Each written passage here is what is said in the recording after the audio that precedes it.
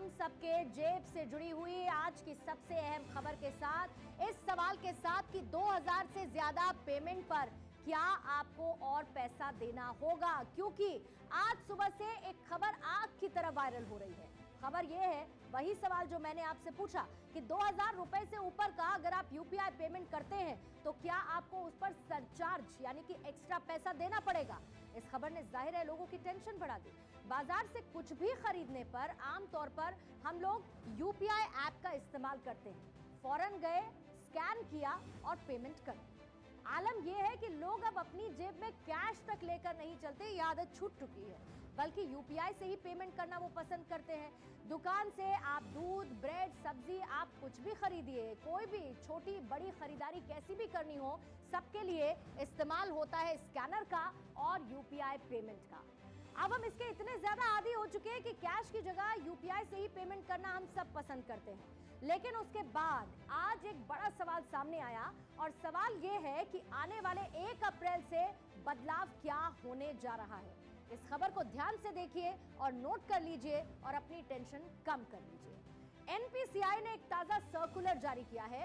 इस सर्कुलर में एनपीसीआई कहता है कि 1 अप्रैल से यूपीआई के जरिए मर्चेंट ट्रांजैक्शन करने पर प्रीपेड पेमेंट इंस्ट्रूमेंट फीस लगेगी। इसको दोबारा से मैं दोहरा देती हूं आपके लिए, प्रीपेड पेमेंट इंस्ट्रूमेंट फीस ये लगेगी। इसके साथ इस सर्कुलर में यह भी लिखा गया है कि 2000 रुपए से ज्यादा के लेन देन पर यह चार्ज वसूला जाएगा। अब इस पीपीआई फीस को लेकर ही लोगों के बीच कंफ्यूजन पैदा हो गया है कि भला ये नई चीज कैसी आ गई। आइए आपको ये भी समझा देते हैं और थोड़ी सी आपकी मुश्किल को आसान कर देते हैं। पीपीआई फीस एक तरीके का चार्ज होता है जो कि मर्चेंट के लेन देन पर वसूला जाएगा।